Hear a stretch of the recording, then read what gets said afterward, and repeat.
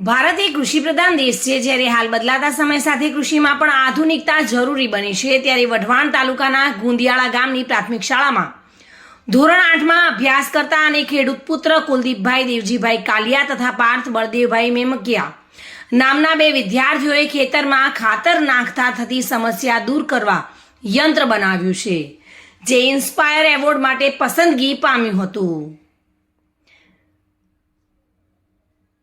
બાળકોએ ઘરમાંથી અને થોડું શાળામાંથી વેસ્ટ પીવીસી પાઇપ લાવી માત્ર 50 રૂપિયા જેટલા ખર્ચમાં આ સાધન બનાવ્યું છે, જેમાં ઇન્ટરનેટના માધ્યમથી તેમને પ્રાથમિક સમજણ આપી હતી। બાદમાં આકૃતિ તાલુકા કક્ષાએ વિજ્ઞાન મેળામાં નંબર મેળવ્યો હતો અને બાદમાં ધોરણ 6 થી 10ના બાળકોને વિજ્ઞાન રિસર્ચમાં પ્રોત્સાહન આપવા માટે દર વર્ષે યોજાતા ઇન્સ્પાયર એવોર્ડ 2024 માટે કૃતિ મોકલાવાઈ હતી।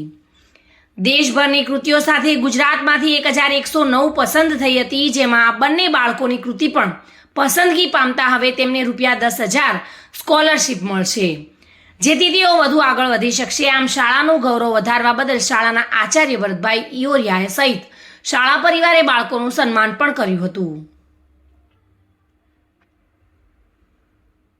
બંને બાળકોમાં ધગશ છે નવું શીખવાની અને તેમણે આ ઉપરાંત લીંબુ તોડવાનું તથા કપાસમાં ઉપયોગમાં લેવાનું મશીન બનાવવાની પ્રેરણા આમાંથી લીધી છે અને તેમને ભવિષ્યમાં વૈજ્ઞાનિક બનવાની પણ ઈચ્છા છે।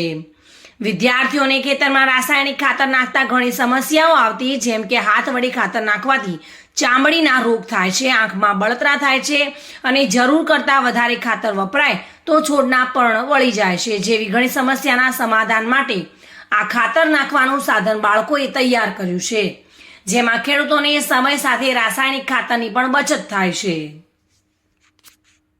Reena Parmar, today news, Gujarati.